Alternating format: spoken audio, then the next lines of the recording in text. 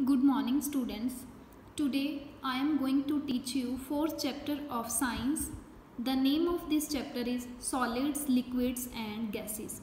This is very important chapter, so listen very carefully and try to understand it. Let's start. All things, whether living or non-living, are made up of matter. Anything that has mass and occupies space is called matter. सारी चीज़ें, चाहे वो living है चाहे वो non living things है, वो किससे बनती है? मैटर से बनती है। कोई भी चीज़ जिसका कुछ ना कुछ मास होता है और वो कोई ना कोई जगह लेती है, उसको हम क्या बोलते हैं? मैटर। ठीक है, चाहे ये मेरी पेंसिल है, इसका मास क्या है? ये इतनी लंबी है, ठीक है, इसको नीचे रखूँगी तो ये कोई ना कोई जगह लेगी, तो वो चीज़ जो कुछ ना कुछ स्पेस लेती है, जिसका कोई मास होता है, उसको हम मैटर बोलते हैं। Table, chair, water, milk, air etcetera are matter. ये सारे मैटर हैं और बहुत सारे हैं। Matter is made up of a very small particles called molecule. अब मैटर किससे बना होता है? मैटर बहुत छोटे छोटे पार्टिकल्स से बना होता है, जिसको हम क्या बोलते हैं? Molecules. On the basis of arrangement of molecules matter exist in 3 states. अब मॉलिक्यूल है कैसे, उसकी जो अरेंजमेंट है वो कैसी है, उसके बेसिस पर जो हमारा मैटर है वो कितने तरह का होता है? 3 तरह का, सॉलिड, लिक्विड एंड गैस। आगे हम इसकी अरेंजमेंट के बारे में पढ़ेंगे। देखो, arrangement of molecules in solid. मेरी पेंसिल क्या है? सॉलिड है। ये बुक क्या है? सॉलिड है। तो इसके अंदर जो मॉलिक्यूल्स हैं वो कैसे होते हैं? इन solid molecules are very closely packed. तो क्या है? सॉलिड के अंदर, किसी भी सख्त चीज़ के अंदर जो मॉलिक्यूल्स होते हैं वो बहुत पास पास होते हैं। There is a strong force of attraction between them. उनके बीच में क्या है? मॉलिक्यूल्स के अंदर बहुत अट्रैक्शन होती है। They can not move away from each other. वो एक दूसरे से दूर नहीं जा सकते। देखो ये क्या है? ये छोटे छोटे मॉलिक्यूल से बनी है। ठीक है, ऐसा तो नहीं है कि मैंने पेंसिल हाथ में पकड़ी और इसका कुछ ना कुछ पार्ट गिरना शुरू हो गया। नहीं गिरता, क्योंकि इसके अंदर क्या है? फोर्स ऑफ अट्रैक्शन बहुत ज़्यादा होती है। जो इसके छोटे छोटे मॉलिक्यूल्स हैं वो क्या है? वो कभी भी एक दूसरे से दूर नहीं जाते। सो सॉलिड्स आर जनरली हार्ड। जो सॉलिड होता है वो सख्त होता है, बहुत कठोर होता है। उसकी हैव क्या है? Have definite shape. उसकी एक क्या है? प्रॉपर शेप होती है। उसका वॉल्यूम होता है। कैन नॉट फ्लो, वो बह नहीं सकती। ठीक है, तो ये क्या है? चाहे मेरी बुक है, इसकी क्या है? फिक्स शेप है। ये क्या है? रेक्टेंगुलर शेप की है, हार्ड है। ऐसा नहीं है कि मैं इसको नीचे रखूँगी और ये बुक इधर को लंबी हो जाएगी या किसी और साइड को लंबी हो जाएगी। नहीं, इसकी क्या है? जो शेप है फिक्स होती है। देखो ये बुक दी गई है, ये बुक के अंदर क्या है? मॉलिक्यूल है सॉलिड के। हर एक मॉलिक्यूल क्या है? एक दूसरे से जुड़ा हुआ है, तभी तो ये क्या है? हार्ड है। तो ये क्या है? अरेंजमेंट होती है सॉलिड की, सॉलिड के अंदर मॉलिक्यूल्स की। नेक्स्ट हम पढ़ेंगे arrangement of molecules in liquid. In liquid, molecules are not very close to each other due to weak force of attraction between them. इसके अंदर क्या है? जो फोर्स ऑफ अट्रैक्शन क्या है? वो कम होती है, वीक होती है। जो मॉलिक्यूल्स होते हैं वो भी एक दूसरे के पास पास नहीं होते। So the molecules in liquid can move and slide over each other. This makes liquid flow. Flow क्या है? मतलब बहना। तो ये क्या है? जो लिक्विड के मॉलिक्यूल्स होते हैं वो क्या है? मूव कर सकते हैं। देखो मैं पानी है, ठीक है, पानी को बाहर इसके ऊपर, बुक के ऊपर फेंकूंगी तो पानी पता नहीं कुछ इधर चला जाएगा, कुछ इधर चला जाएगा, कुछ नीचे आ जाएगा बेड के ऊपर। तो ये क्या है? क्योंकि इसके अंदर फोर्स ऑफ अट्रैक्शन नहीं है। ठीक है, ये आपस में बंधे हुए नहीं है। ये क्या है? जो लिक्विड के मॉलिक्यूल्स होते हैं वो किसी भी डायरेक्शन के अंदर जा सकते हैं। ठीक है, वो फ्लो कर सकते हैं। Liquids take the shape of the container in which they are poured. ठीक है, लिक्विड की कोई शेप नहीं होती। जैसे गिलास के अंदर, जैसे किसी भी कंटेनर के अंदर डालेंगे वो वैसे ही शेप ले लेता है। So the liquid do not have a definite shape but have a definite volume. लेकिन उसका क्या है? उसकी शेप फिक्स नहीं होती। अगर मेरे हाथ में क्या है, लगा लो 1/2 लीटर पानी है, ठीक है, 1/2 लीटर पानी है, जहाँ 1/2 लीटर दूध है, चाहे उसको मैं किसी और बर्तन के अंदर डालूं, उसका जो वॉल्यूम है, उसका जो भार है वो 1/2 kg ही रहेगा। ठीक है, लेकिन उसकी शेप क्या है? कंटेनर के अकॉर्डिंग चेंज हो जाएगी। तो लिक्विड की क्या है? उसकी जो शेप है वो फिक्स नहीं होती, लेकिन उसका जो वॉल्यूम होता है वो क्या होता है? फिक्स होता है। नेक्स्ट है arrangement of molecule in gases. तो गैस के अंदर क्या होता है, देखो force of attraction between the molecule is very weak. Force of attraction बिल्कुल नहीं होता, बहुत कम होता है। Molecules in the gases are far apart from each other, they are free to move. तो मॉलिक्यूल्स क्या है, सॉलिड के अंदर बहुत इकट्ठे होते हैं, लिक्विड के अंदर कुछ कुछ दूरी पे होते हैं, और इसके गैस के अंदर क्या होते हैं, बहुत दूरी पे होते हैं। वो इजीली जहां उसका मन है वहां पर मूव कर सकते हैं। This make the gases flow easily and fill the container completely in which they are kept.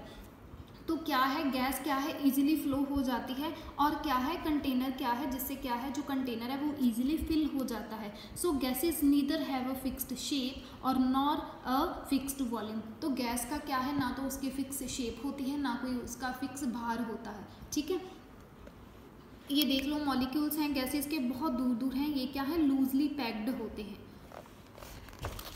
आगे क्या है, एक एक्टिविटी दी गई है, देखो, take an incense stick, burn it in one corner of a room. After a few minutes you smell the fragrance and see smoke in the entire room. How is it possible? वो कहते हैं एक incense stick ले लो। Incense stick बोलते हैं जो खुशबू वाली जो स्टिक होती है, चाहे वो अगरबत्ती को कह लो, धूप वाली जो बत्ती होती है उसको कहते हैं। रूम के एक कॉर्नर के अंदर उसको जला लो, कुछ मिनट के बाद आप देखोगे कि सारे रूम के अंदर उसकी क्या है, फ्रेग्रेंस, जो अरोमा है, खुशबू है, वो सारे रूम के अंदर आ गई है, और सारे रूम के अंदर क्या है, धुआं धुआं हो गया है। ये कैसे पॉसिबल हुआ, क्यों हुआ, क्योंकि it is because the molecules in gas are far away from each other, the force of attraction is weakest in them, they are free to move, so you smell the fragrance, and since the gases try to occupy the total available space, you see smoke and smell the fragrance in the entire room.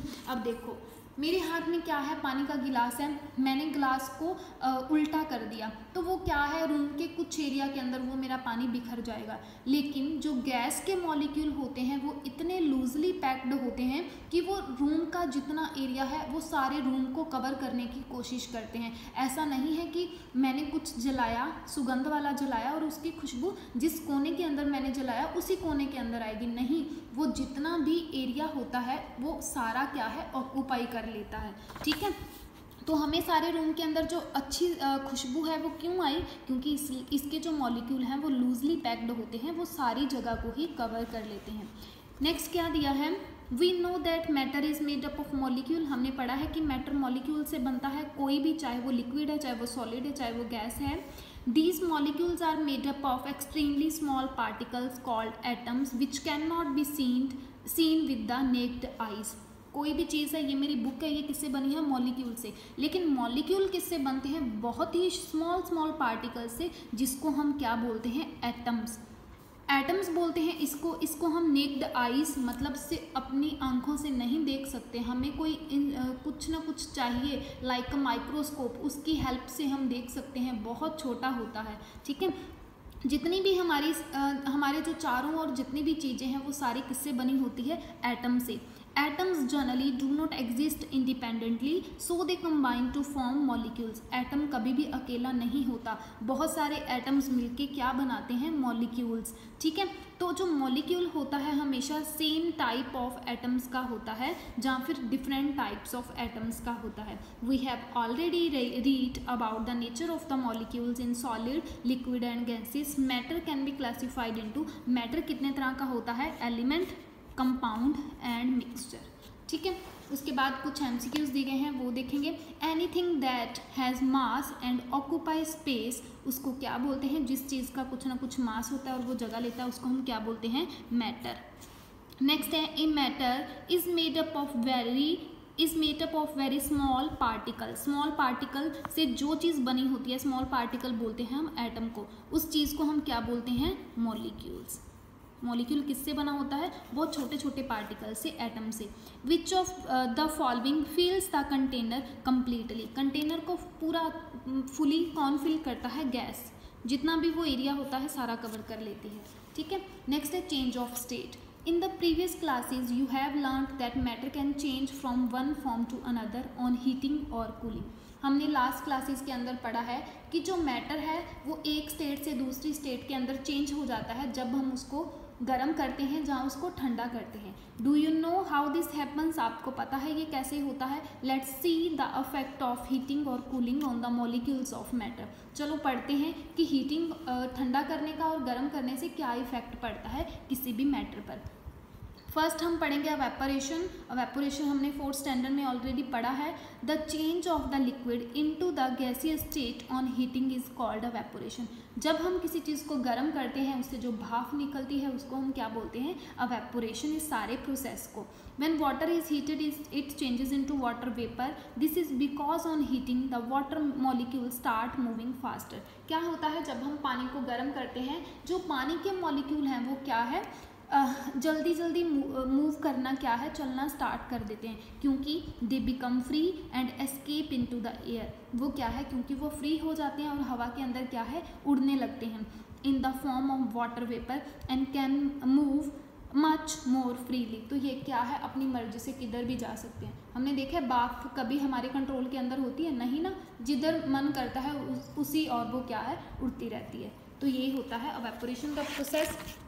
Water का water vapour के अंदर change हो जाना, कब हो जाना, जब हम उसको गर्म करते हैं।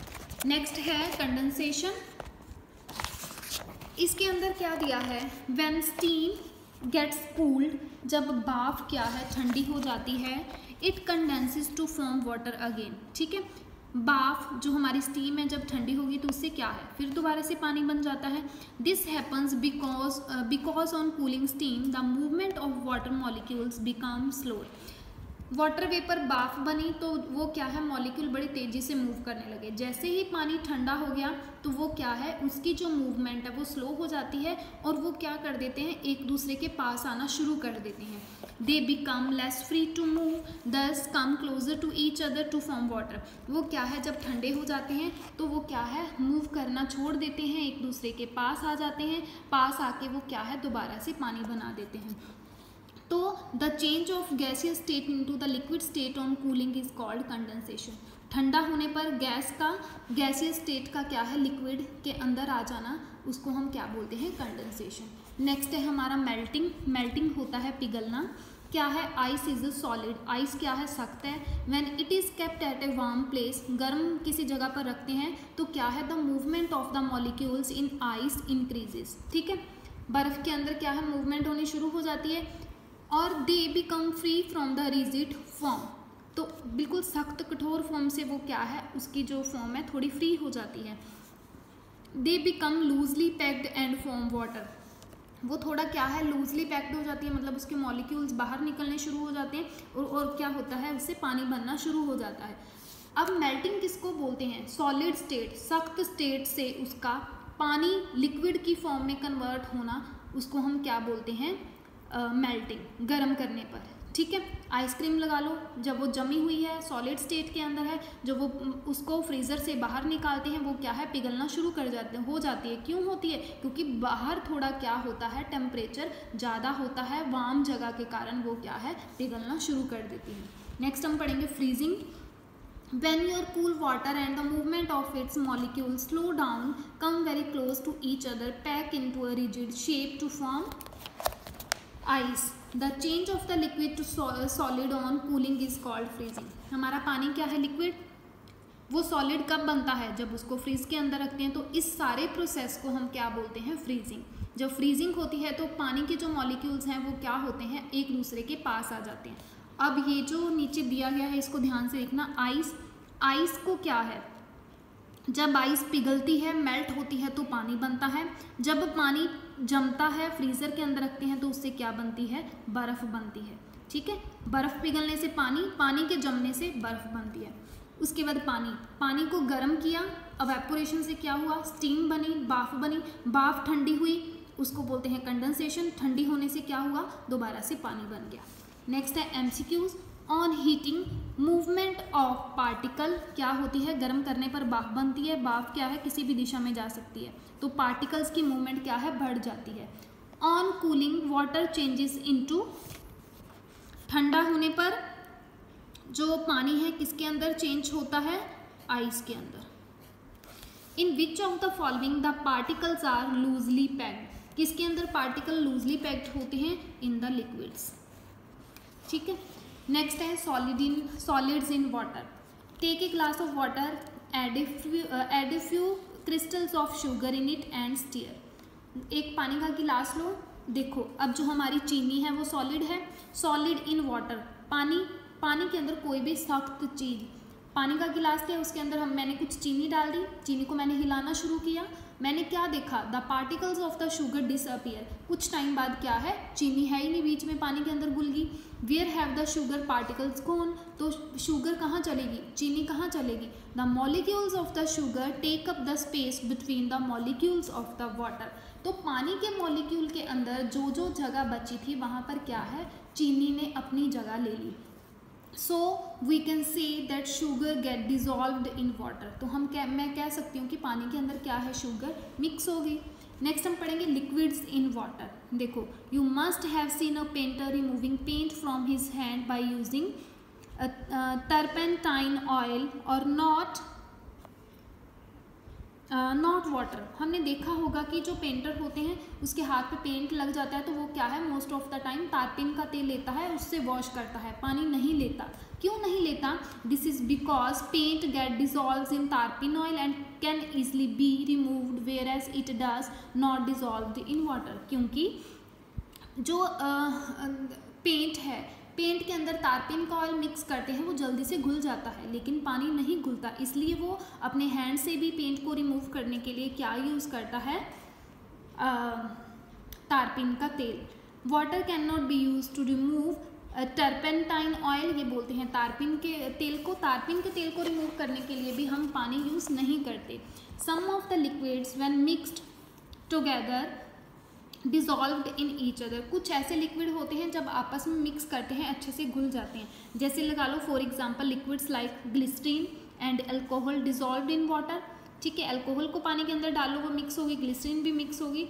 However some liquids when mixed together do not dissolve in each other. कुछ ऐसे होते हैं जिनको पानी के अंदर मिक्स करो वो मिक्स ही नहीं होते, जैसे कैरोसिन का तेल, vegetable oil do not dissolve in water. आप लगा लो जैसे सरसों का तेल ही ले लो, पानी के अंदर डालो, पानी के अंदर मिक्स नहीं होएगा, क्यों, वो पानी के ऊपर तैरने लग जाएगा। है तो दोनों लिक्विड, लेकिन कुछ ऐसे लिक्विड भी हैं जो एक दूसरे के अंदर मिक्स हो जाते हैं, कुछ नहीं होते।